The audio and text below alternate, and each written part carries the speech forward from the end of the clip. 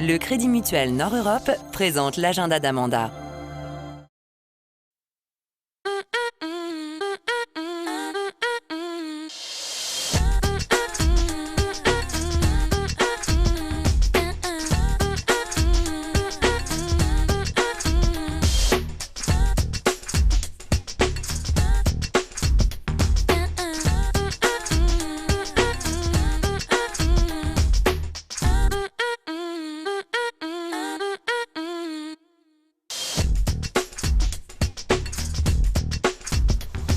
Bonjour à tous, soyez les bienvenus dans le tout premier numéro de l'agenda d'Amanda. Alors, le Nord est un véritable vivier d'artistes en tout genre. Les manifestations artistiques, qu'elles soient cinématographiques, picturales, théâtrales, musicales, ne manquent pas. On peut même dire qu'il se passe un max de trucs du côté de chez vous. Et nous, dans l'agenda d'Amanda, on a décidé non seulement de vous parler de ces événements, mais de les mettre en lumière comme il se doit. Et pour ce tout premier numéro, on vous a concocté une petite sélection dont vous me direz des nouvelles. Vous allez voir, il y en aura pour tous les goûts. Il y aura de la musique électro avec le Name Festival, il y aura du cirque avec le festival Piste d'automne, il y aura même de la variété avec le concert de Johnny au Grand Stade de Lille, il y aura de la musique classique avec la première édition des rencontres musicales de Clermont-de-Loise. Et pour l'heure, on va rester dans la musique classique avec une des valeurs sûres du Nord, l'Orchestre national de Lille, qui propose même des flash-concerts à l'heure du déjeuner. Pour ceux qui aiment savourer un bon morceau, l'Orchestre national de Lille propose une fois par mois un concert flash à l'heure du déjeuner. Pour la 3e année consécutive, cette formule à moins de 10 € attire un public varié. C'est une bonne façon d'aborder la musique classique, sans que ce soit trop lourd. C'est très court, c'est pendant l'heure du midi, donc il y a la notion de ne pas perdre de temps.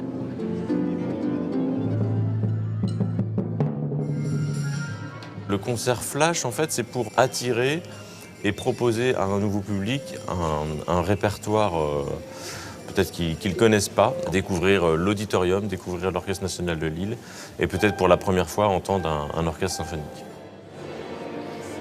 Balcon, orchestre ou mezzanine, le public choisit la place qu'il préfère lors de ses concerts flash. Pour moi, c'est une aubaine parce que ça m'a déjà permis de découvrir la musique classique on va dire en vivant, quoi. On ingère un peu le spectacle. La durée de 3/4 d'heure pour des novices un peu comme moi, c'était vraiment bien adapté parce qu'en 3/4 d'heure, on s'ennuie pas. Et on découvre vraiment des choses fabuleuses. Puis le matin, on est en forme, quoi. Je suis vraiment tombé amoureux de ce genre de truc. Qu'y a-t-il au programme ce midi ?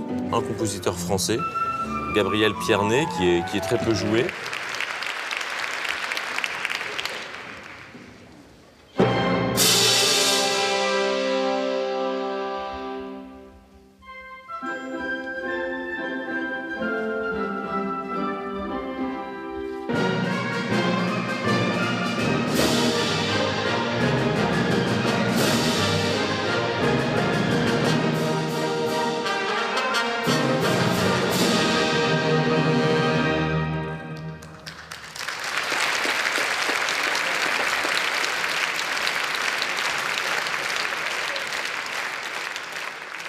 C'était très gai et très coloré en termes musicaux.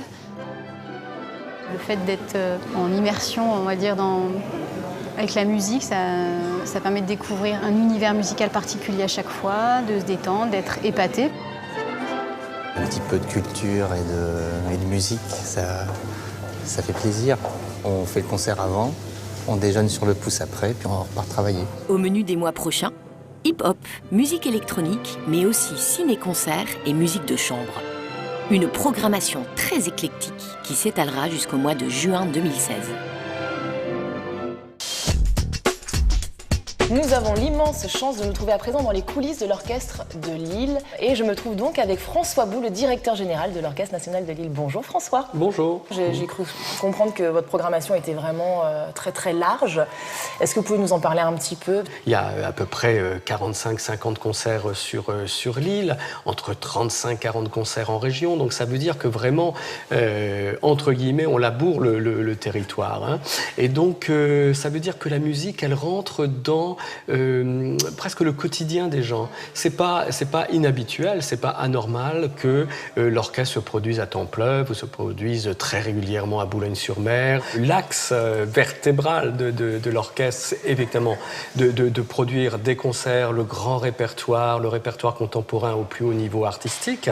Mais par exemple, j'ai vu que vous donniez aussi des concerts pour des prisonniers, pour des handicapés, pour des enfants. Donc oui, vraiment... alors ça fait partie de l'ADN. Jean-Claude Casatsu l'a développé depuis 40 ans, ça fait partie de l'ADN. Moi, ma tâche, c'est d'actualiser ce projet-là. C'est d'essayer avec les équipes d'inventer de nouveaux formats pour, non pas de nouveaux publics, mais pour nous adapter aussi à ce qu'on appelle d'un vilain mot la consommation culturelle d'aujourd'hui.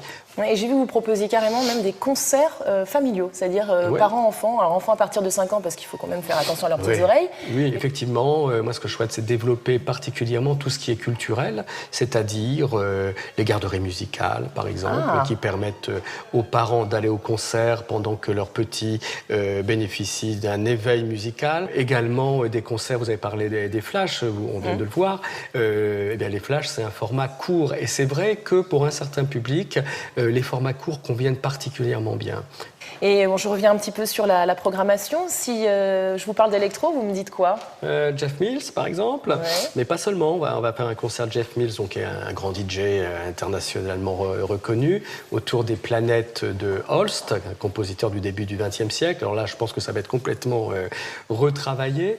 Mais l'électronique, eh bien, je demande aux compositeurs qui sont en résidence ou on cherche des compositeurs qui travaillent sur cet élément électronique, sur les nouvelles technologies, sur l'amplification du son, sur la spatialisation du son, sur le retraitement informatique du son. Tout ce qui est recherche sur le son, eh bien, est aussi au cœur de notre projet. Et donc, c'est une passerelle aussi entre différents genres de musique, aussi bien l'électro, des musiques nouvelles, que Yann Robin, par exemple, qui est un jeune compositeur qui s'inspire beaucoup, par exemple, de Nirvana. On a fait une œuvre qui était inspirée de Nirvana, avec beaucoup d'électronique. Et ça, c'est un genre que je souhaite développer et qui intéresse une large frange du public. François Bou vient de nous parler donc de musique électro. Et bien, vous allez voir que dans le Nord, quand il s'agit de mettre la musique électro à l'honneur, on ne fait pas les choses à moitié. Cela fait maintenant 10 ans que le Nord Art Music Électronique, autrement dit le NAME Festival, déplace des foules dans la région. Cette année, pour les premières parties de soirée, les DJ américains de Détroit étaient à l'honneur à la gare Saint-Sauveur de Lille.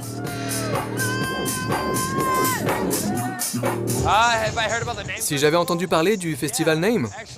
Ouais, en fait, j'ai vu quelques vidéos sur Internet. Et ce que j'ai vu m'a beaucoup impressionné. Je connaissais pas grand-chose au nord de la France, mais j'ai commencé à parler avec les gens, à découvrir la culture et ce qui se passe vraiment ici. Et je me suis rendu compte que Détroit a beaucoup de points communs avec votre ville.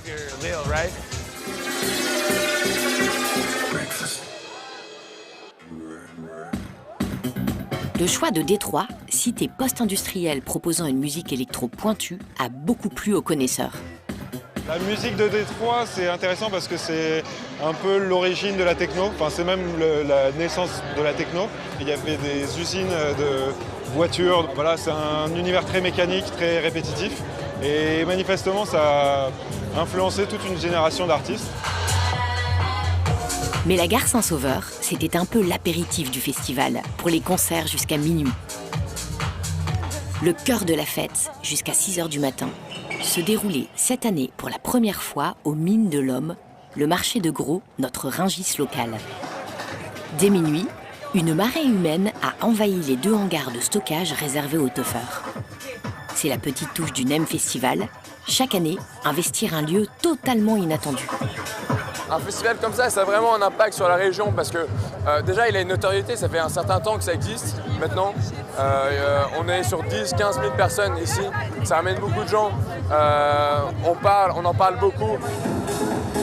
À l'intérieur des hangars, 19 DJ et 3 VJ, des mixeurs de vidéo, se succèdent pendant le week-end du festival. De très grosses pointures, comme le mythique Carl Craig de Détroit, la berlinoise Hélène Alien et plusieurs stars de la région comme P.O. Watson ou Fred Hush. De quoi ravir les passionnés jusqu'au prochain grand rendez-vous du Nord, les Nuits électriques de Lille en décembre.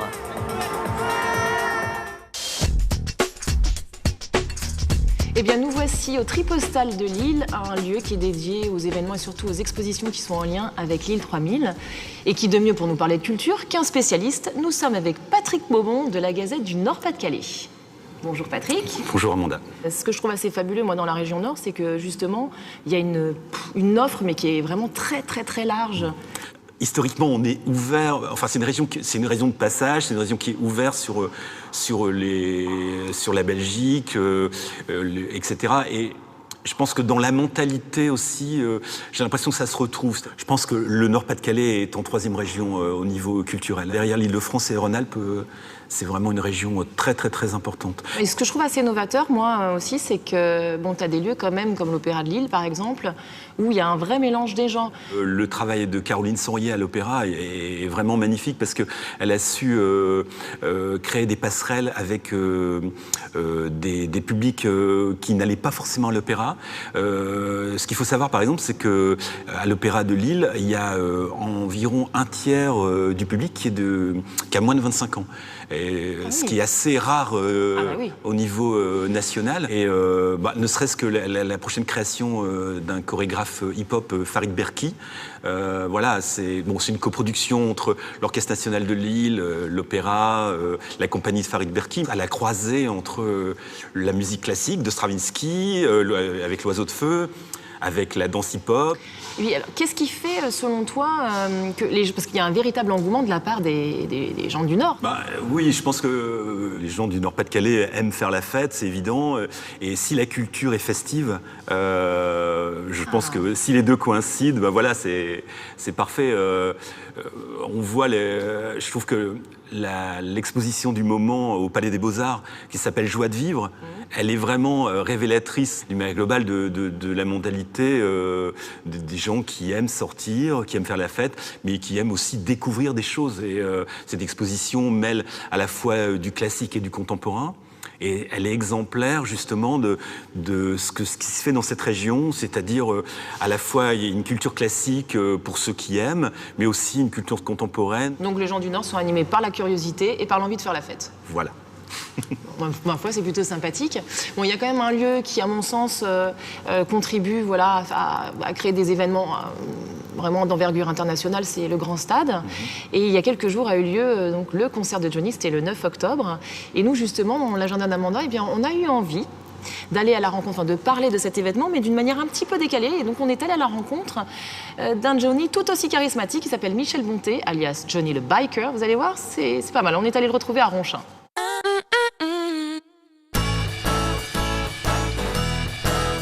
Quelques heures du concert événement de Johnny Hallyday au Grand Stade, Michel Bonté, alias Johnny le Biker, se souvient de son premier concert en 1963. Alors, la toute première fois, j'avais 12 ans. 12 ans et c'était au Ritz, à Lille. Pour nous, c'était vraiment une révolution. Ce qui m'a touché, c'est surtout sa façon de s'habiller, son déhanché, sa façon de chanter. Et nous, on a pris ça en pleine poire, quoi, hein, faut dire ce qui est. Ça fait 53 ans que je suis fan et je le resterai jusqu'à la fin. Et le seul regret que j'ai, c'est que je l'ai jamais rencontré. J'ai jamais pu lui serrer la main. Ce rêve va peut-être se réaliser ce soir à seulement quelques kilomètres de chez lui. Moi, si c'est ça, je lave plus ma main. Hein. C'est des conneries, mais c'est comme ça. Il ne reste plus beaucoup de place dans le petit bureau que Michel partage avec sa femme. Quand j'arrive ici, je suis Johnny Biker, me prénomme Michel, mais je me sens Johnny. Vraiment, je suis dans sa peau, quoi. J'ai l'impression qu'il m'appelle.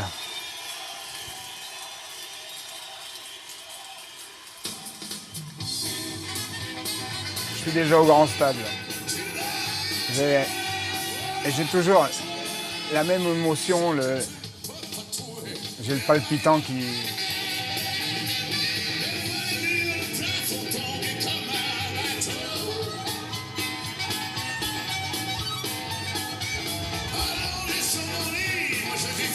Dans sa résidence, Johnny le biker a 3 autres amis qui ont des tickets pour le concert de ce soir. Johnny! Je veux dire, c'est un empereur, c'est un président, c'est un roi, c'est tout ce que tu veux. Il est toujours là. Il y a toujours une chanson qui marque... Qui marque une époque. Voilà. Qui marque une époque. Nous, c'était Que je t'aime, parce qu'on s'est connus... Ça, c'est en 72, ça. Que je t'aime. Et ça va de génération en génération. Je dis, dans 2000 ans, on en parlera encore de Johnny. J'ai déjà les poils qui dressent. Je le sens, ça va chauffer. On m'a trop donné, bien avant vie, c'est oublier les rêves et les merci, toutes ces choses qui avaient un prix, qui font l'envie de vivre, et le désir et la plaisir aussi. On me donne la vie, pour les avoir envie. Au plus je vais approcher de l'heure du concert, au plus je vais trembler. J'ai pas de pitan qui commence à faire des siennes. Et ce que Johnny ignore encore, c'est que l'autre Johnny va dévoiler son 50e album en avant-première mondiale dans quelques instants, devant 25 000 fans venus de tout le nord de la France.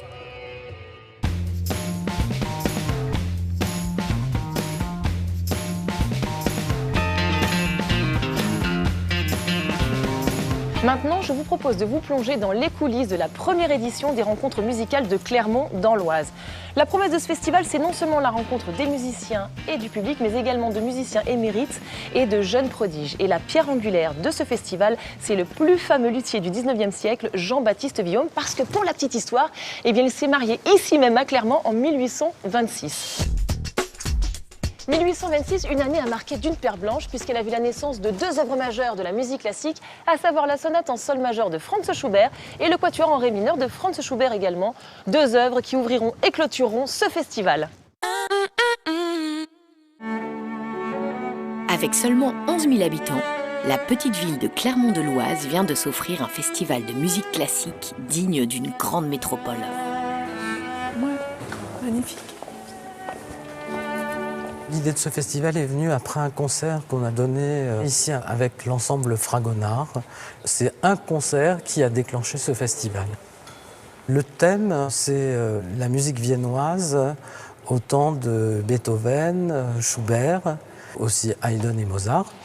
J'ai le plaisir d'accueillir en premier lieu ce soir pour le concert d'ouverture Camille Thomas et Béatrice Berru, qui sont 2 interprètes que j'aime particulièrement pour leur talent immense.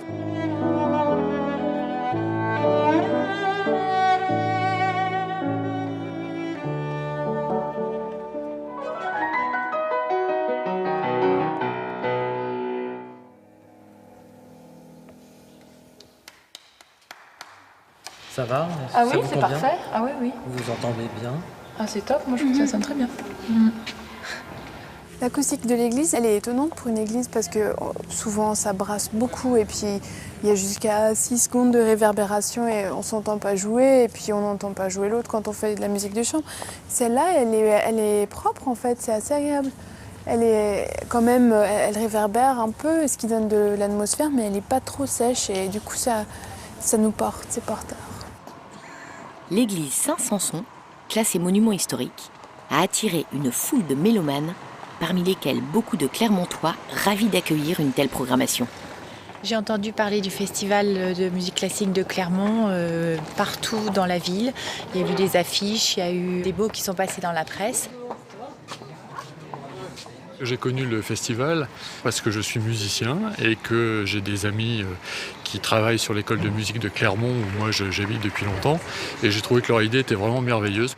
J'ai entendu parler de Camille Thomas et de Béatrice Berru et j'attends donc ça avec un peu d'impatience parce que je sais que ce sont de jeunes et talentueux artistes et que les avoir à Clermont c'est merveilleux.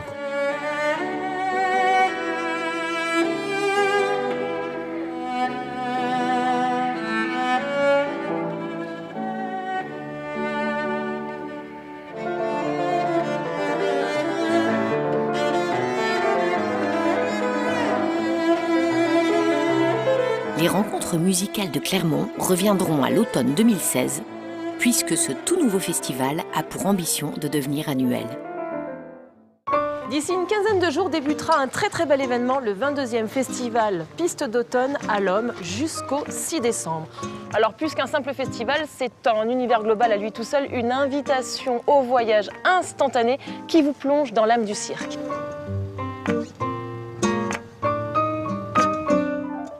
Un château fort du type Playmobil, des rues pavées, des chapiteaux, de véritables roulottes. Un endroit où on peut se former aux arts du cirque à tous les âges, bref, de la magie partout.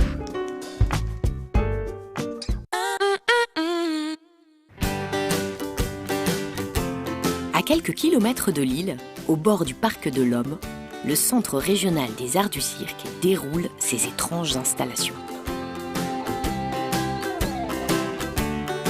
C'est un lieu un peu particulier, c'est un ancien parc d'attractions qui a fait faillite dans les années 80. C'était un village médiéval, voilà, c'est un petit peu comme ça qu'on est arrivé. 700 amateurs de 1 à 70 ans suivent ici des cours réguliers et une cinquantaine de stagiaires sont en formation pour devenir circassiens professionnels. Machinois, équilibre et contorsion, portée acrobatique et jonglerie sont les spécialités de l'école de l'Homme. Ce lieu original est aussi l'un des rares en France où amateurs, professionnels et publics peuvent se côtoyer. Ici, nous sommes sous le chapiteau création, un lieu, donc c'est le plus grand chapiteau du centre. Sous ce chapiteau, on a souvent des jeunes de formation professionnelle qui viennent s'entraîner. Tous les matins, par exemple, ils viennent s'entraîner. Ils ont fait un choix de techniques de cirque, dans les 4 techniques qu'on enseigne ici. Voilà, et tu relâches. Et là, tout de suite, voilà, en même temps. J'ai 12 élèves qui viennent de monde entier, donc il y a de Françaises bien sûr, il y a de Luxembourg, Argentine, il y a de Nouvelle-Calédonie, je crois, oui c'est ça. Les élèves viennent de monde entier, quoi, partout. Quelqu'un te tire, voilà, au moins ça. C'est ça, ne te fais pas avoir, Tchoumi. 3 années d'apprentissage intensif sont nécessaires pour maîtriser la technique choisie. C'est comme disaient mes étudiants, c'est 3 ans d'apéro. Les 3 ans, c'est juste l'apéro, parce que ce travail de portée acrobatique, comme toute technique, le machinois et les équilibres, on continue à travailler après la sortie. Monte, voilà, c'est ça, c'est bien, c'est ça. Il faut du muscle, de la sueur, de la persévérance et des milliers d'heures de travail pour faire un bon saltimbanque. 4 matins par semaine, je fais des équilibres sur les mains. Du coup, le but du jeu, c'est de vraiment progresser dans une spécialité pour avoir vraiment un bon niveau après. Et à côté de ça, on a énormément de cours artistiques, c'est-à-dire qu'on va faire de la danse, on va faire du théâtre, on va faire des temps de création pour apprendre à créer de la matière, à créer des numéros, à créer des spectacles. Leur dernier spectacle sera présenté lors du festival Piste d'automne qui se déroulera ici entre le 17 octobre et le 6 décembre prochain. Le festival accueillera aussi des artistes formés dans 5 écoles européennes, ainsi que des troupes venues de toute la France.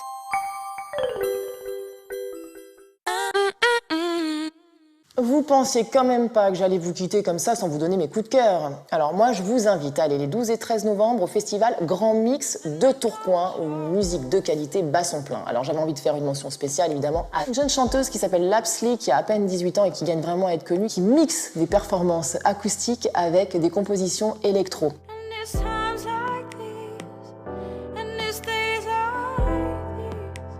Alors du côté de l'aéronef de Lille, il se passe de très belles choses aussi. Et dans mes petits chouchous, il y aura le 29 octobre Vianney, le très singulier Vianney et ses compositions pleines d'humour et ses textes ciselés qui vous touchent à l'âme et au cœur direct. Et mon coup tu l'as tordu. Et celle dont la musique est une invitation permanente au voyage, la vibrante Yael Naïm, et ça se passera le 5 novembre.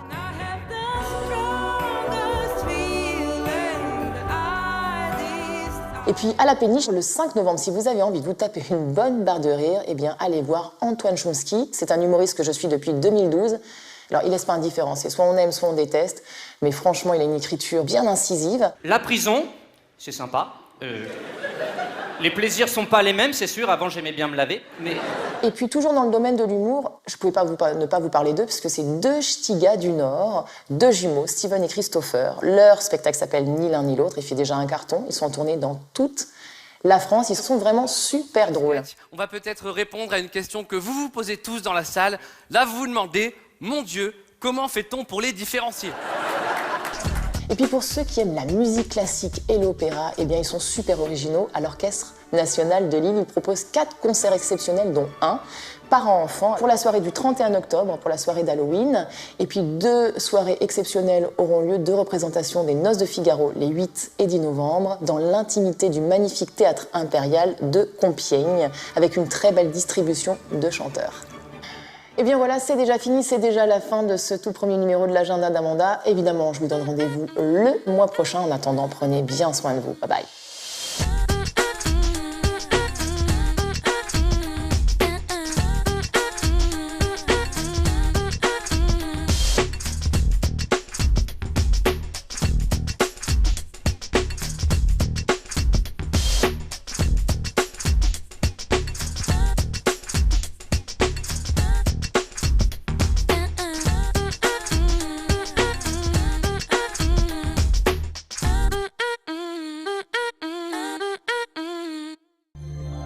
C'était l'agenda d'Amanda avec le Crédit Mutuel Nord-Europe.